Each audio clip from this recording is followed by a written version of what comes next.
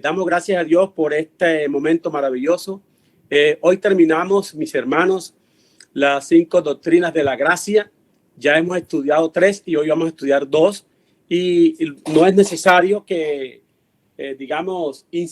insistemos y vamos a insistir en lo que ya hemos aprendido, pero créame, hermano, que cada vez que se nombre una doctrina de la gracia, se tiene que repetir necesariamente lo que ya se ha aprendido, porque como lo dije en Romanos 8:30, es una cadena, la cadena de oro de la salvación. Entonces es inevitable que no podamos mencionar algo que ya se haya estudiado.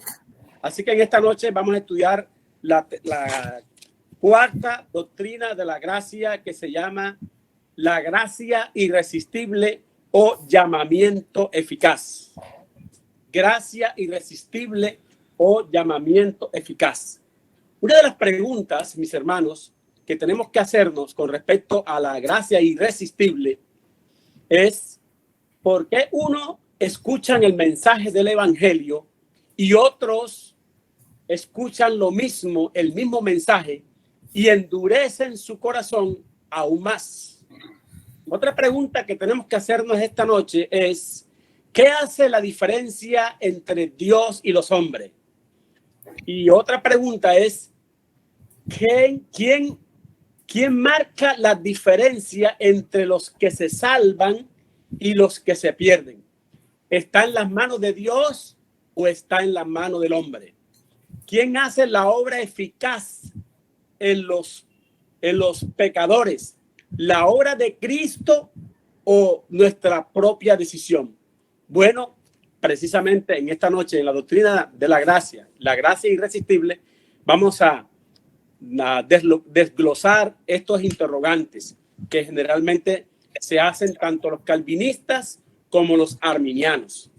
Bien, hermanos, ya nosotros sabemos que Dios es el que inicia la obra a través de un proceso de regeneración. Ya lo hemos dicho reiterativamente, pero en esta noche me voy a detener es qué es lo que quiere qué es lo que quiere para que el pecador venga, qué es lo que se requiere para que el pecador venga en fe y arrepentimiento. ¿Es la mano de Dios? ¿Es algo sobrenatural o es la decisión del hombre? Eso es lo que vamos a descifrar en esta noche. Y yo quiero, hermano, hoy vamos a leer bastante versículos bíblicos, hermano. O sea que necesitamos con la colaboración de cada uno de ustedes. Los que no tienen Biblia, pues yo voy a leer para ustedes y vamos a leer Segunda de Crónica 30, Segunda de Crónica 37. Vamos a ver aquí este pasaje que nos indica, hermanos, que es Dios quien a través de su gracia, que derrama su gracia sobre el pecador incrédulo, porque el incrédulo es incapaz de buscar de Dios. Entonces, Segunda de Crónica 30, 12 dice así, o lee así, perdón, 30 del 7 dice así: no seáis como vuestros padres y como vuestros hermanos, que se rebelaron contra Jehová, el Dios de sus padres, y él lo entregó a desolación, como vosotros veis. No endurezcáis pues ahora vuestra cerviz como vuestro padre, someteos a Jehová y venid a su santuario, el cual él ha santificado para siempre, y servid a Jehová vuestro Dios. Me voy a saltar el versículo 12 porque quiero llegar a lo que voy a llegar. Y el versículo 12 dice: en Judá, vamos a pasar al versículo 10, dice: pasaron pues los correos de ciudad en ciudad por la tierra de Efraín y Manasés hasta Zabulón, mas se reían de ellos. Se reían de ellos. Hermano, hay gente que está predicando la palabra de Dios. Uno se ríen del mensaje y otros vienen en fe y arrepentimiento. La pregunta es: ¿por qué unos rechazan el mensaje y otros vienen al evangelio, vienen al mensaje en fe y arrepentimiento? Entonces aquí el contexto está Ezequías hablando sobre la fiesta de la Pascua, y algunos pueblos habían endurecido su cerviz, no habían querido, digamos, venir a Jehová, y entonces dice que con todo esto, algunos hombres de Aser, Manasés y de Zabulón se humillaron y vinieron a Jesucristo. Dice así, en Judá, escuchen bien este versículo, en Judá, versículo 12, en Judá también estuvo la mano de Dios para darles un corazón para cumplir el mensaje del rey y de los príncipes conforme a la palabra de Jehová. Repito, en Judá también estuvo, así como estuvo con Manasés, Zabulón y con otros pueblos y con otras tribus, así como la mano de Jehová estuvo sobre ellos, también estuvo sobre Judá. Es decir, hermano, ¿qué es lo que se quiere para que el pecador venga en arrepentimiento y fe? Se requiere de la mano de Jehová y no es la decisión del hombre. Ahí era donde yo lo quería llevar. Y esa mano de Jehová es la gracia que el ser humano no puede resistir. Los arminianos dicen que la gracia es resistible, es decir, que el hombre tiene ese poder por encima de Dios, que es soberano, de resistir la gracia de Dios, de resistir el mensaje del evangelio y de no volver a Cristo en arrepentimiento y fe. Hermanos, créame que en cierta forma los arminianos tienen razón hasta cierto punto, pero hay que aclarar que cuando ellos dicen que el ser humano es capaz de resistir la gracia, la respuesta es sí. El ser humano puede resistir el incrédulo, puede resistir la gracia, pero hermano, el elegido, es decir, la persona que Dios liberta, que pone un nuevo corazón, como ya lo hemos venido diciendo reiterativamente en otras doctrinas de la gracia, hermano, cuando Dios liberta el corazón es por primera vez que el hombre es libre y inmediatamente viene en arrepentimiento, en fe y arrepentimiento. Si a mí me hicieran la pregunta como calvinista, si el ser humano es capaz de resistir la gracia, yo le diría sí, pero el incrédulo, el creyente, el elegido, no puede resistir la gracia. El incrédulo sí puede resistir la gracia. ¿Dónde podemos encontrar ese pasaje de que el pecador, el incrédulo, puede resistir la gracia? Vamos a Hechos 7:51. Hechos 7:51. Entonces yo voy a leer para ustedes para agilizar. Dice así, duro de cerviz e incircunciso de corazón y de oídos. Vosotros, escuche bien, resistid siempre al Espíritu Santo como vuestros padres, así también vosotros.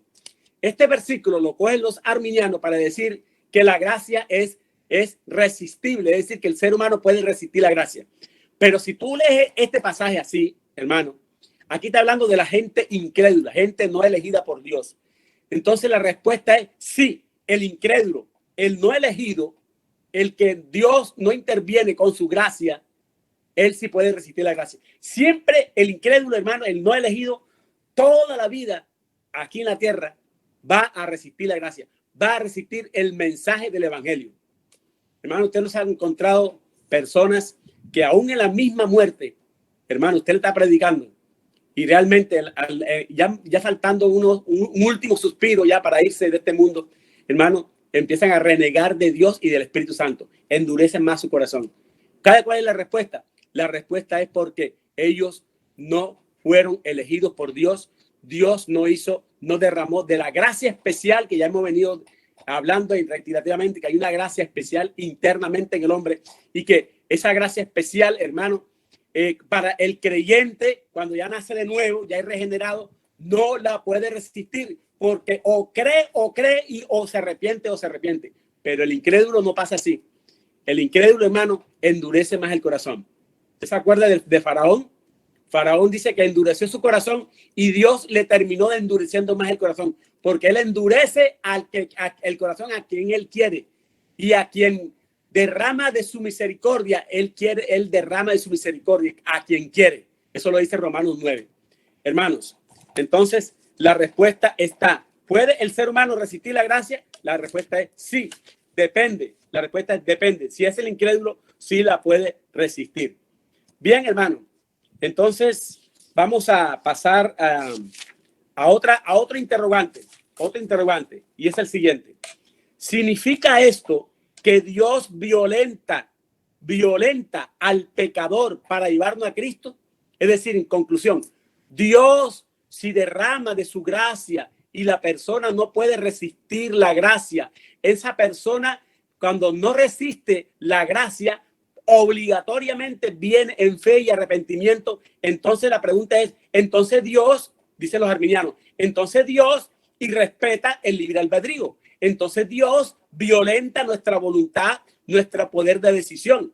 Entonces, hermano, Dios, si Dios tuviera que pedirnos permiso, si Dios tuviera, escuche bien, que pedirnos permiso, o si Dios te hubiera pedido permiso a ti, Marco, a Alonia, a Josuelí, a Julio, a Neida, a Rosa, a Luis Alejandro, a Omar, a Gaspar Martínez, si él me hubiera pedido permiso a mí para que yo viniera en fe y arrepentimiento, hermano, ¿sabe cuál sería la respuesta? La respuesta es que ninguno de nosotros, si Dios hubiera pedido el permiso de salvarnos, ninguno de nosotros le hubiéramos dicho que sí.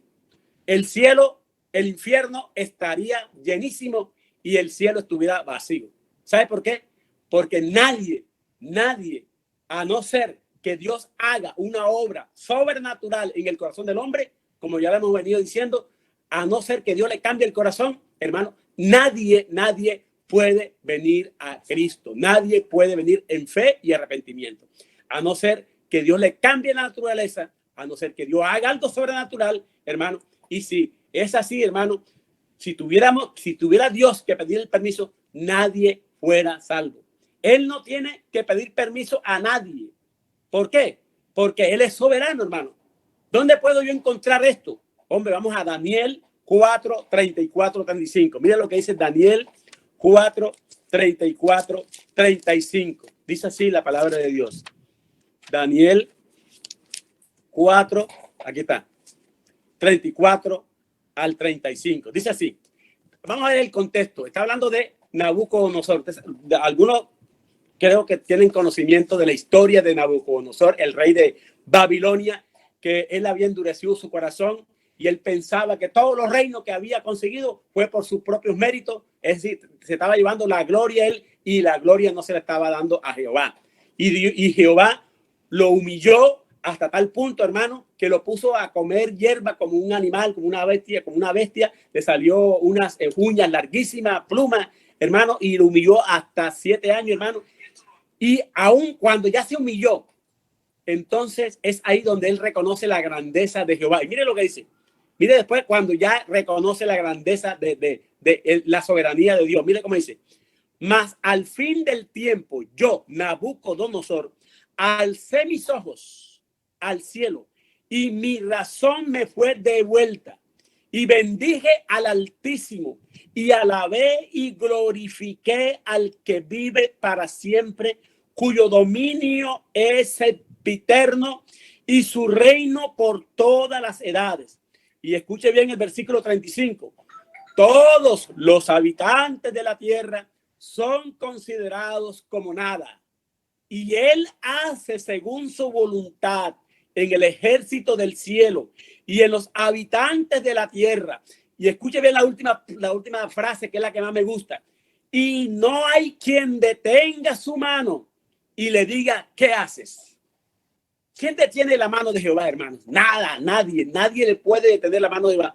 ¿Quién puede altercar con Dios? Nadie, hermano, nadie puede altercar a Dios. ¿Por qué?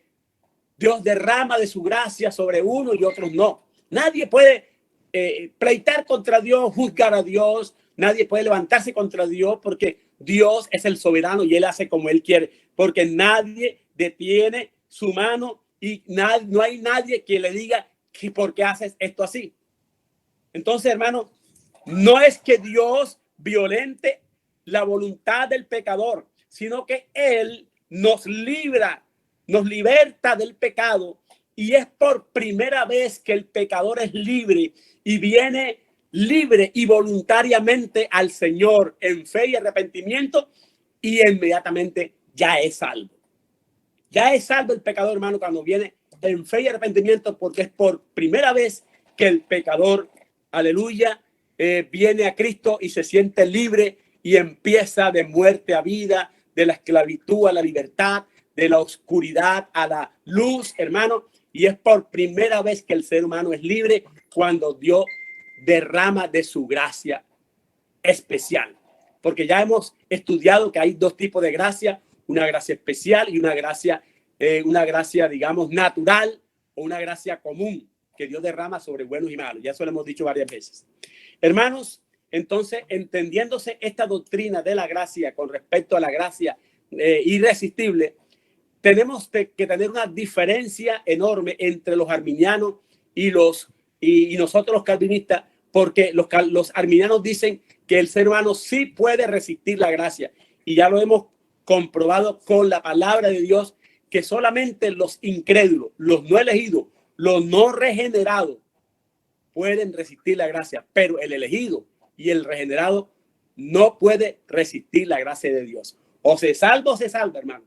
Así como cuando Jehová cogió a Jonás, hermano, recuerden ese episodio, no, que para que predique en Nínive, del mensaje del evangelio, y él no quería, hermano, lo cogió a la fuerza, hermano, no es que es violento, sino que él ya los elegidos los coge y los toma y o lo hace o lo hace.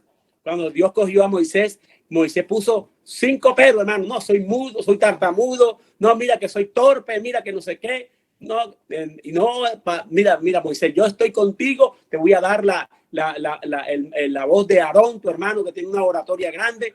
Y, o sea, cuando Dios escoge a alguien para salvarlo, hermano, es para salvarlo. Aleluya, gloria a Dios. Entonces, hermanos, pasemos ahora a la quinta y última doctrina de la gracia, que se llama la perseverancia de los santos. Esta perseverancia de los santos es el tema número 1 de la soteriología. ¿Y qué es la soteriología? La soteriología es el estudio de la salvación. Todos los puntos de la doctrina de la gracia son fundamentales en el proceso de la salvación. Pero esta, mi hermano, esta creo que todas son importantes, pero esta es la que más polémica hay con respecto a los arminianos. Porque en algunos puntos con los arminianos estamos de acuerdo. Por ejemplo, en que la escogencia del hombre hacia Dios, porque el hombre está depravado totalmente, está corrompido radicalmente, en eso estamos de acuerdo. Y que es la gracia especial de Dios que salva al pecador, pero con la diferencia de que esa gracia, digamos, puede ser resistida según los arminianos, pero los calvinistas decimos que no, esa gracia es irresistible. Es irresistible. Esa es la única diferencia. Pero en cuanto a la depravación total, que es el primer punto de la doctrina de la gracia, en eso sí estamos de acuerdo, tanto los calvinistas como los arminianos. En cuanto a que, digamos, se pierde o no la salvación con respecto a la perseverancia de los santos, es aquí donde está la mayor diferencia entre arminianos y calvinistas. Entonces, la perseverancia de los santos, como su nombre lo indica, no es más que una vez que el elegido es salvo, entra en un proceso de santificación inicial. Entonces, progresivamente tenemos que, mientras estemos como cristianos en este cuerpo físico, tenemos que perseverar con respecto a lo que Dios manda en sus preceptos y mandatos, hermanos, no para ser salvo, sino que ya fuimos salvos.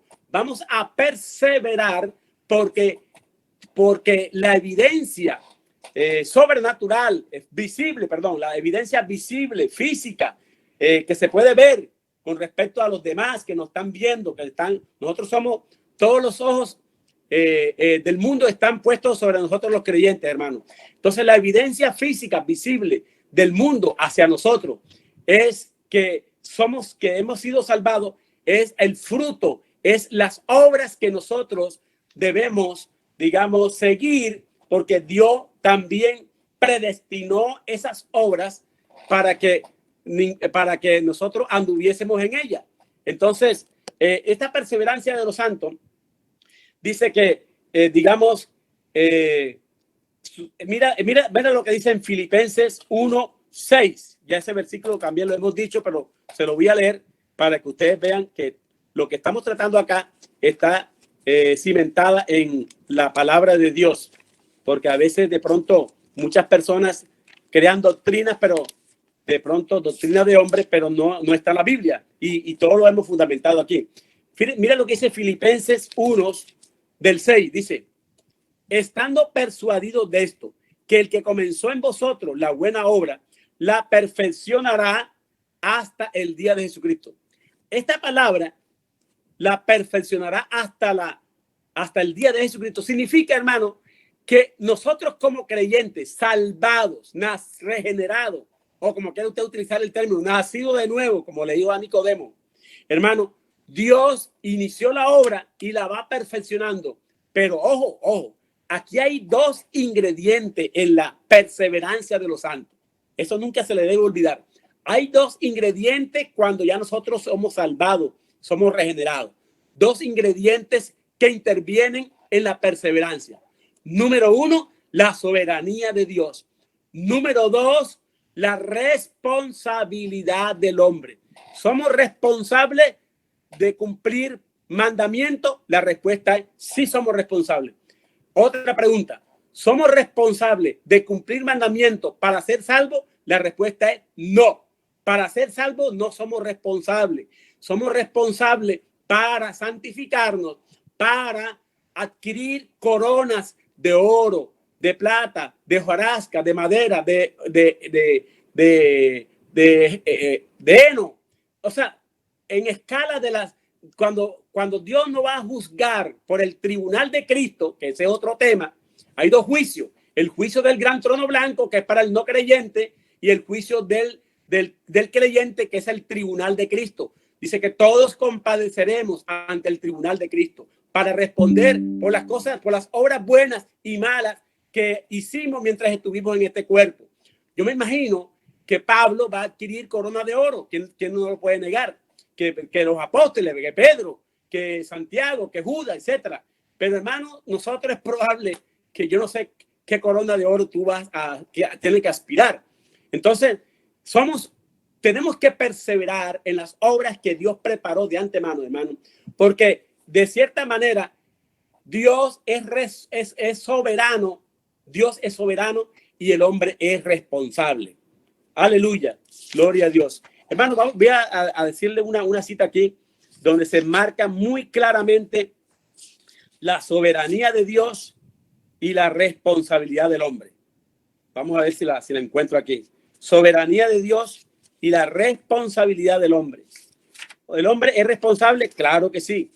Entonces, mírale, Filipenses 2, del 12 al 13. Mira lo que dice. Filipenses 2, del 12 al 13. Dice: por tanto, amados míos, como siempre habéis obedecido, escuchen, obedecido, no como en mi presencia solamente, sino mucho más ahora en mi ausencia.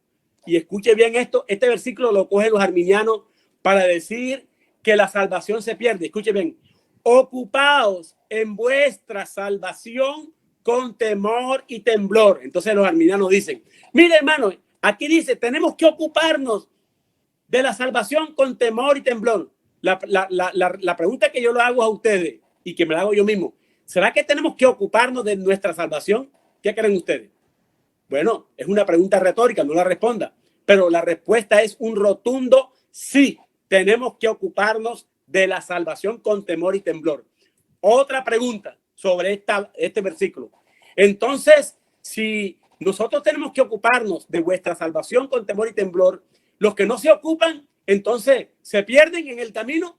La respuesta es no, porque el que no se ocupa de la salvación con temor y temblor, nunca, escucha bien, nunca fue regenerado, nunca fue salvado, nunca nació de nuevo, nunca fue elegido por Dios. Esa es la respuesta.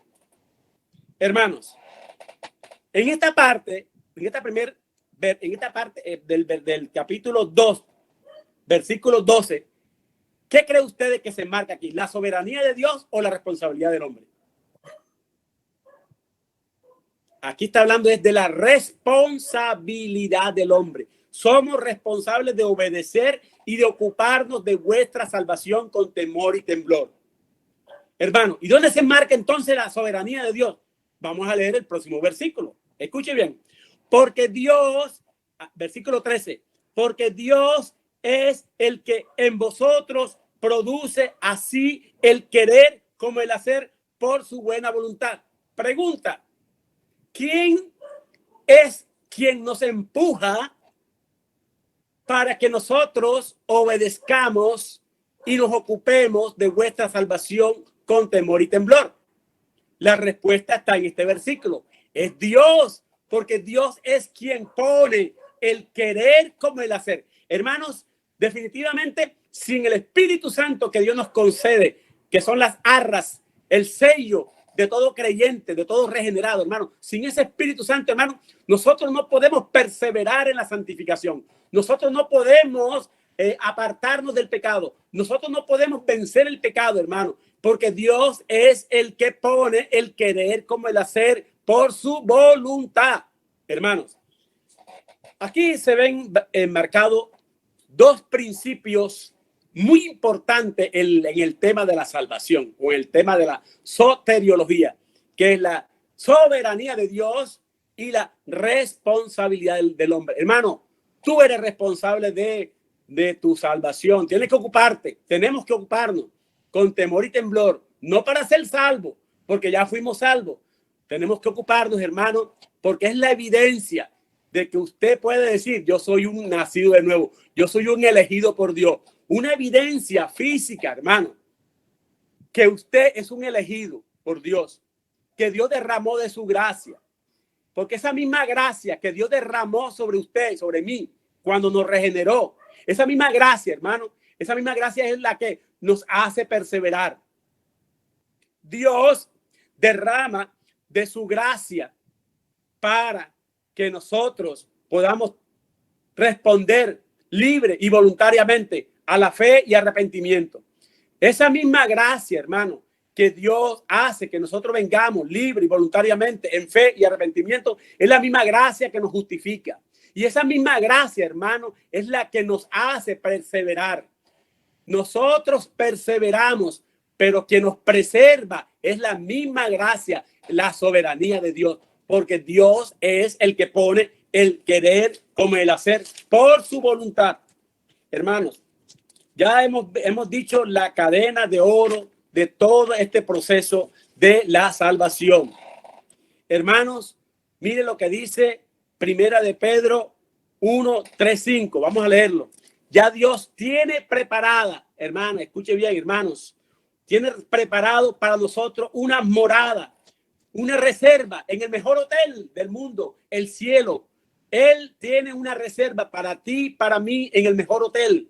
Él nos tiene algo seguro, hermano, una reserva maravillosa. Aquí la reserva de los hoteles, de cualquier hotel 5 estrellas, aquí hablando en el Hotel Hilton, hermano, en cualquier hotel bello aquí del mundo entero. Si nosotros hacemos reservamos, digamos, un día para quedarnos una semana, hermano, un hotel, es probable que de pronto, digamos, ese hotel esté demasiado lleno y esa reserva, digamos, nos falle a nosotros y no podamos reservarla. Pero esta reserva es tan segura, hermano, porque mire lo que dice Primera de Pedro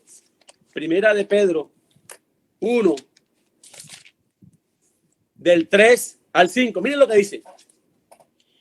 El título dice, una esperanza viva. Tenemos una esperanza viva. Y miren, dice, bendito el Dios y Padre de nuestro Señor Jesucristo, que según su grande misericordia nos hizo renacer. Renacer, hermano, nos hizo regenerar. Renacer es volver a nacer. Nos hizo regenerar, renacer para una esperanza viva. ¿Cuál es esa esperanza viva? Por la resurrección de Jesucristo de los muertos. Versículo 4. Para una herencia incorruptible, hermano. Mire, nos regeneró para que heredemos, valga la redundancia, una herencia incorruptible. Y esa herencia incorruptible es el último paso de la salvación, que es cuando nuestro cuerpo pecaminoso, corruptible, sea transformado en cuerpo incorruptible o glorificado, salvado para siempre, para la vida eterna. Aleluya. Eso te debe llenar a ti de una alegría, de un gozo, hermano, de una esperanza, de una seguridad de la salvación. El arminiano siempre vive dudoso, siempre lo he dicho. El arminiano siempre vive angustiado, perdí la salvación. ¿Será que esa esperanza yo la voy a perder? Hermano, esto nos debe llenar de satisfacción, de gozo, de alegría, de una buena y grandiosa esperanza. Dice, para una herencia incorruptible, incontaminada, inmarcesible, reservada en los cielos para vosotros, que sois guardados. Mire, soy guardados. Hermanos, somos guardados. No porque tú perseveres y te apartes del pecado. No, tú solo no puedes apartarte del pecado, hermano. Yo no puedo apartarme del pecado. Yo solo no. Somos guardados. Dice, por el poder de Dios, mediante la fe, para alcanzar la salvación que está preparada para ser manifestada en el tiempo postrero. Esa salvación ya está preparada. Tiempo futuro, pero en el tiempo presente ya somos salvos, hermano. No vamos a perseverar para salvarnos. Ya nosotros somos salvos. Y la evidencia física de esa salvación tan bella, hermano, es la perseverancia. Si usted no persevera, hermano, como cristiano, no es que no peque, escuche bien, todos fallamos. A veces mentimos, a veces se nos va la mirada, hermano, pero, hermano, escuche bien, pero cuando uno peca, hermano, uno siente que uno empieza a contristar el Espíritu Santo y viene en arrepentimiento, con llanto amargo como Pedro, hermano, y le pedimos perdón a Dios por lo que hicimos cuando ofendimos a un hermano, cuando ofendimos a nuestras esposas, a nuestros hijos. Hermano, la evidencia visible de que nosotros hemos nacido de nuevo o hemos sido regenerados, hermano, es la perseverancia en las buenas obras que Dios preparó de antemano desde antes de la fundación del mundo. Gloria a Dios, hermano. Entonces, hermanos, ¿qué clase de vida que Dios imparte en el incrédulo? ¿Es una vida temporal o es una vida permanente? Mire bien lo que dice Juan 5:24. Vamos a responder esta pregunta. ¿Dios prepara para el creyente una vida temporal y después se pierde? ¿O es una vida permanente de salvación? Eso es lo que vamos a ver ahora en este versículo. Juan 5:24. Juan 5:24. Bien, dice así la palabra de Dios. Juan 5:24. Dice así. De cierto os digo, el que oye mi palabra, escuche bien, y cree al que me envió, tiene vida eterna y no vendrá a condenación, mas ha pasado de muerte a vida. Hermano, ha pasado de muerte a vida. Escuche bien lo que voy a decir esta frase. Algunos dicen que el creyente nace 2 veces y muere una sola vez. El incrédulo nace una vez y muere 2 veces. Nace una sola vez del vientre de la madre, el incrédulo. Nació de la barriga, del vientre de la madre, nació una sola vez y muere 2 veces. ¿Por qué muere 2 veces? Muere porque, primeramente, hermano, va a morir, tiene una muerte espiritual, nace con una muerte espiritual, la naturaleza caída, pero también va a morir físicamente. El creyente nace una sola vez, nace 2 veces, nacimiento físico de una madre, pero también tiene un nacimiento espiritual, 2 nacimientos. ¿Cuántas veces muere el creyente? Una sola vez. Esa es la diferencia. Hermano, la palabra dice, tiene vida eterna, hermano, está en tiempo presente. Hermano, si la salvación se perdiera, como dicen los arminianos, que no persevera, se queda a mitad del camino, entonces este versículo de Juan 5:24 dijera, de cierto os digo, el que oye mi palabra y cree al que me envió, tendrá tiempo futuro, tendrá vida eterna. No dice tendrá, hermano, dice en tiempo presente, tiene vida eterna, tiene vida eterna, no tendrá, porque es tiempo futuro. hermano, de cierto, hermano, le digo algo. Miren lo que dice ahora este versículo, Romanos 11:29. Por eso les dije que hoy vamos a leer varios versículos para yo corroborarle con la palabra que la salvación no se pierde y que la perseverancia de los santos no es en tiempo, digamos, medio tiempo, sino que es para toda la vida mientras estemos en este cuerpo. Romanos 4. Vamos a ver aquí. Bueno, vamos a ver aquí. Dice, Romanos 4, aquí está, 4:3. Porque, ¿qué dice la Escritura? No, Romanos 11, aquí está, ya lo encontré. Romanos 11:29. Romanos 11:29. Dice, aquí está. Dice, porque irrevocables son los dones y el llamamiento de Dios. Hermanos, si la salvación se perdiera, los dones fueran revocables, pero son irrevocables. Los dones del creyente, del regenerado, Dios no se lo puede quitar porque son irrevocables. Si se perdiera la salvación, entonces Dios le quitaría los dones, se perdiera todos esos dones que Dios le entregó. El llamamiento es irrevocable. Si Dios te llamó a ti, hermano, te llamó con amor desde antes de la fundación del mundo, hermano, Dios no te va a quitar ese llamamiento jamás, nunca, porque son irrevocables. Bien, hermano, entonces, en ese orden de idea, la salvación, hermano, es un regalo de Dios. La salvación no se pierde. Y mire lo que dice Juan 17:12. Dice que todo lo que tú me diste, no pierda yo ninguno. Todo lo que tú me diste, no pierda yo ninguno. El Padre nos tiene agarrados de la mano. Nosotros, escuche bien, nosotros no nos agarramos de la mano de Dios. Es un error que muchos arminianos cometen. Yo me agarro de la mano de Dios, hermano, y yo no me suelto. ¿Usted ha escuchado esa frase? Yo busqué de Dios. Qué frase tan atrevida. Yo me agarro de las manos y yo no me suelto de Dios, hermano. Hermano, es una frase bastante orgullosa, porque cree que él, agarrándose las manos, no se va a soltar. Hermano, yo le voy a poner un ejemplo práctico. Un niño de un añito, de un año y medio, o de 2 añitos, vamos a ponerle 2 añitos, va con el papá por una calle bastante transitada. El padre... ¿Quién agarra de la mano a quién? ¿El padre le agarra la mano al hijo de 2 añitos o el hijo de 2 añitos agarra la mano del papá?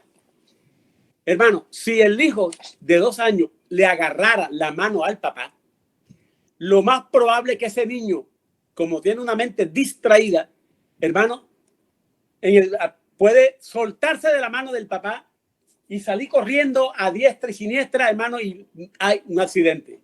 Atropelló el carro el niño porque se le soltó de las manos del padre. Pero si el padre, escuche bien, le agarra la mano al hijo para que ese hijo, digamos, se suelte de la mano del padre, tiene que pasar muchas cosas. Así es Dios. Dice, Dios, el Padre nos tiene agarrado de la mano. Dice, lo que tú me diste en mis manos, nadie me lo arrebata de mis manos. Y Juan 17:12 dice, que de todo lo que tú me diste, yo no pierda ni uno solo. ¿De dónde sacan los arminianos que la salvación se pierde? Con estos versículos, hermano. Definitivamente no hay otra. Y ya para terminar, hermano, porque yo sé que el tiempo ha avanzado, van siendo las 8. Ya para terminar, ¿cómo es que Dios hace que nosotros perseveremos?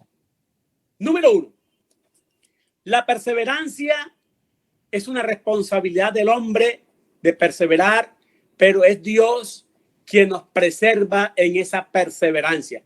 Ya lo hemos ilustrado con lujo de detalles y con versículos bíblicos en la oración, en el versículo modelo, donde enmarcamos la responsabilidad del hombre y la soberanía de Dios en Filipenses 2, que ya lo leímos ahorita. Hermano, pero ¿cómo Dios hace esta perseverancia? Número 1, Dios nos preserva, porque Él es el que pone el querer como el hacer, a través de la obra del Espíritu Santo. Vamos a ver Efesios 1:13. Efesios 1:13. Dice así. Dice 1:13. En él también vosotros, habiendo oído la palabra de verdad, el evangelio de vuestra salvación, y habiendo creído en él, fuiste sellados con el Espíritu Santo de la promesa, que es las arras de nuestra herencia hasta la redención. ¿Hasta cuándo? ¿Hasta la mitad del camino? No, hasta la redención. Hasta la redención de la posesión adquirida para la alabanza de su gloria. Hermano, cuando ya tú tienes el Espíritu Santo y yo tengo el Espíritu Santo, que fue el que inició, el que derramó de su gracia especial en nuestro corazón, hermano, que inició la obra de nosotros, hermano, ese Espíritu Santo nos empuja, nos protege, nos guarda, nos preserva de que nosotros sigamos perseverando en este mundo de cristianos mientras estemos en este cuerpo, hermano. Número 1, la obra del Espíritu Santo es fundamental para la perseverancia de nosotros que somos sus santos. Número 2, la intercesión de Cristo en los cielos. ¿Se acuerda de la oración de Juan 17? Ya eso lo leímos una vez, pero se la voy a leer nuevamente. Juan 17 dice así. Juan 17. Esta oración es preciosa, hermano, porque es Dios, es Cristo quien intercede por nosotros, como ya lo hemos dicho en otro mensaje que hemos predicado. Dice, Jesús ora por sus discípulos, así como ora por usted y por mí. Como le has dado potestad sobre toda carne para que dé vida eterna a todos los que le distes. Y esta es la vida eterna, que te conozcan a ti, el único Dios verdadero, y a Jesucristo a quien has enviado. Y mira el versículo 9. Os ruego por ellos, escuchen, os ruego por ellos, no ruego por el mundo. Dios no está rogando por el mundo, Dios está rogando por sus elegidos. Os ruego por ellos, sino por los que me diste, porque tuyos son. Y todo lo mío es tuyo y lo tuyo es mío. Y he sido glorificado en ellos. Y ya no estoy en el mundo, mas estos están en el mundo. Y yo voy a ti, Padre Santo, a los que me has dado. Guárdalos en tu nombre. ¿Quién nos guarda? Dios, el Espíritu Santo nos guarda, hermano, de no contaminando en el mundo. Nos guarda de no caer en tentación. Nos guarda en tu nombre a los que me diste. Yo los guardé y ninguno de ellos se perdió. Escuche bien, ninguno de nosotros, aleluya. Hermano, eso tiene que llenarte a ti de gozo, alegría, que ninguno de nosotros, hermano, con todo lo que hemos aprendido en la doctrina de la gracia, hermano, ya tú debes sacar tus propias conclusiones. Si eres tú un elegido o no eres un elegido. Así de sencillo. Ya tú puedes sacar las conclusiones. No es necesario que yo se las saque, que saque las conclusiones. Mire, hermano, no sé, yo los guardé y ninguno de ellos se perdió, sino el hijo de perdición. ¿Quién se perdió? El hijo de perdición. ¿Y quién era el hijo de perdición? Judas. Fue el único que lo que el Padre le entregó al Hijo, aquí, los 12 apóstoles aquí en la tierra, Dios el Padre también llamó a Judas. Pero una cosa es que Dios llame a alguien para usarlo con un propósito, y a una cosa es que Dios lo escoja a alguien, o una cosa es que Dios lo llame a alguien, lo use como un propósito, y otra cosa es que Dios escoja a alguien con un propósito. Dios usó la burra de Balaam para darle un mensaje, ¿verdad? ¿Te acuerdas de esa historia? Jesús le dijo, si yo mando a callar a mis discípulos, cuando iban entrando los discípulos a Jerusalén, ¿se acuerda de ese episodio? ¡Viva el rey de Jerusalén! ¡Hosana el que viene en el nombre del Señor! Y dice, calla a tus discípulos, le dicen sus fariseos. Si yo callo a los discípulos, de cierto digo que aún las mismas piedras gritarán. Dios puede usar las piedras para gritar. Dios usó la burra de Balaam. Dios puede usar a cualquiera para cumplir un propósito. Dios usó a Judas Iscariote para cumplir un propósito aquí en la tierra, el hijo de la perdición. Pero Judas nunca fue regenerado. Judas nunca fue elegido. Lo escogió Dios, pero con un propósito, para usarlo para que vendiera a Jesús y se cumpliera la palabra. Aleluya. sino el Hijo de perdición para que la Escritura se cumpliese, dice al final. Hermano, entonces, hermanos, tercero, aparte de la intercesión de Jesús por nosotros, tercero, Jesús está orando ahora mismo por nosotros. Hebreos 7:23. 7:23. Bueno, ya eso lo Juan 17, ya lo leímos. Cristo ora por nosotros para leer la palabra. Hermano, ¿sabe por qué tú estás aquí esta noche escuchando esta palabra hoy? Hoy estamos aquí a 28 de noviembre, ¿verdad? Del 2022. Y son las 7:55. Faltan 5 minutos. Hermano, ¿sabes por qué tú estás aquí escuchando esta palabra? Porque Jesús oró por ti y por mí para que estuviéramos escuchando esta palabra en la tierra ahora mismo, en este lugar, y tú en el lugar donde te encuentras, hermano. Esto debe llenarte un gozo tan, porque Dios es el que pone ¿qué? El querer como el hacer por su buena voluntad. Y también ¿por qué? Porque Dios intercede para que tú leas las palabras. Cuando tú no lees la palabra, hermano, si tú no estás sediento de la palabra de Dios, hermano, pellícate, hermano. Tal vez sea un no elegido, hermano, uno no sabe. Pellícate. Tú tienes que tener una pasión por la palabra de Dios, por la lectura y por escuchar la palabra de Dios, hermano. Por congregarte, por estar pendiente de las cosas que tu pastor te diga, porque ellos son los guías espirituales. Hermano, todas estas cosas nos hacen sacar conclusiones de que somos unos elegidos o no somos elegidos. Hermano, Cristo ora por nosotros para leer la palabra. Él está intercediendo para que no dejemos de leer la Biblia y seamos santificados. Yo quiero, dice la palabra, yo quiero que donde yo esté, dice Jesús, ellos también estén. Mire cómo ora al Padre. Yo quiero que donde ellos están también ellos. Hermano, y para terminar, perdón, porque ya el tiempo ha avanzado, hermano. No todo el que me dice Señor, Señor, entra al reino de los cielos.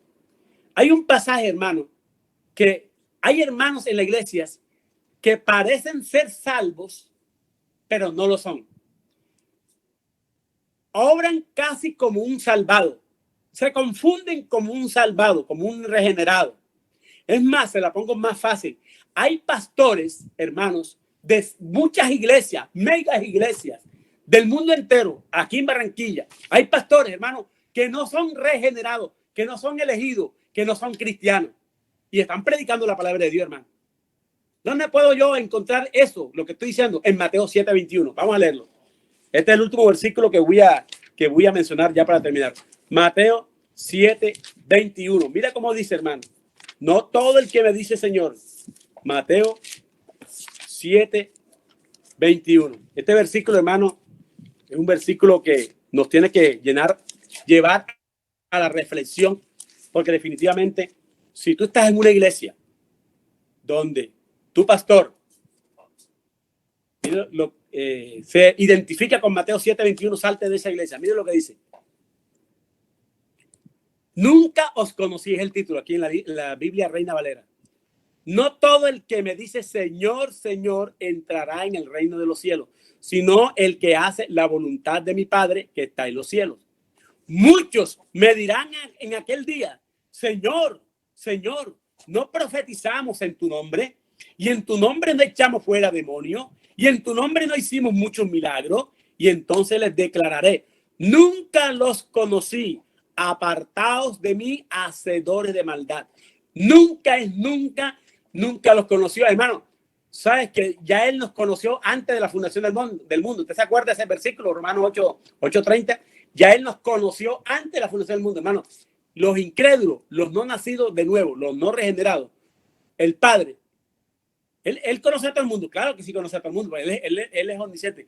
Pero ¿sabe a quién conoce perfectamente? A ti y a mí, que somos regenerados.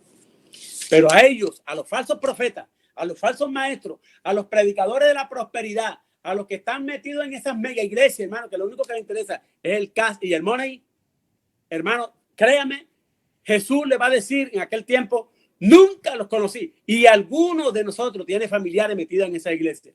Yo particularmente tengo una hermana en una de esas iglesias. Y ella me dice, pero mi pastor hace ahora milagro. Él reprende demonios. Él sana enfermos, que no sé qué. Pero mira lo que dice aquí, Mateo 7:21. Dice, no todo el que me dice, Señor, Señor, entra al reino de los cielos, sino que hace la voluntad de mi Padre que está en los cielos. Muchos me dirán aquel día, Señor, Señor, no profetizamos en tu nombre y en tu nombre echamos fuera demonios. Hermano, van a echar fuera demonios. Pero yo no sé por qué espíritu echarán fuera demonios, porque ellos no tienen el Espíritu Santo, que son las arras, el sello, la garantía de que tenemos que dar buenos frutos, que debemos dar de gracia lo que por gracia hemos recibido, hermano. Y en algunos y en próximos temas, hermano, voy a predicar doctrinas erradas que se predican hoy en día, como el diezmo, que no es bíblico, el diezmo, como el apostolado, que no es bíblico, hoy en el pacto, el nuevo pacto, el profeta, que no es bíblico, los dones, el hablar en otras lenguas no es bíblico ahora en esta dispensación de la gracia, en el pacto de la gracia, porque ya no, nosotros los reformados no hablamos de dispensaciones, hablamos de pactos, pacto edénico, pacto mosaico, pacto davídico, pacto de la gracia, pero ya las dispensaciones hablan son los pentecostales, los carismáticos. Nosotros los reformados hablamos de pactos eternos, hasta el pacto eterno que va a ser en la vida eterna. Hermano, créame que hemos aprendido aquí 5 doctrinas fundamentales de la gracia y reflexión finales, hermano. La doctrina de la gracia, hermano, nos libera del orgullo y nos mueve a darle la gloria a Dios. Toda buena dádiva procede de lo alto. Nos anima, hermano, la doctrina de la gracia, las 5 doctrinas de la gracia, nos anima a trabajar activamente en la expansión del evangelio, hermano, porque ¿cómo van a responder en fe y arrepentimiento? ¿Cómo sabes tú quiénes son elegidos y quiénes son elegidos? Hermano, no, ninguno sabemos, pero debemos predicar el evangelio porque es Dios quien escoge al que con una gracia especial a sus elegidos. Y nosotros no sabemos, tenemos que lanzar la red para ver qué pescado es elegido por Dios o no pescado. Eso no depende de nosotros. Eso es una cuestión de Dios por el puro afecto de su voluntad, que lo aprendimos en estas 5 doctrinas de la gracia. Tercero, será una fuente inagotable de gozo, hermano. Yo me siento gozoso, hermano, por esta seguridad inefable de salvación. Ya no ando con esos temores que si perdí o no perdí la salvación, hermano. Produce una energía en el corazón del creyente salvado. Hermano, la falta de seguridad de salvación, ¿sabe qué produce? Te quita la energía, te quitan las ganas de seguir perseverando. Porque tú caes y caes y caes. Tú dices, no, hombre, esto no va conmigo. Hombre, yo cada rato caigo, hermano. Hombre, yo estoy pecando cada rato. Esto no va conmigo. Yo no soy salvo. ¿Para qué voy a seguir predicando, hombre, si ya yo perdí la salvación? Pablo decía que estaba seguro de su salvación, hermano.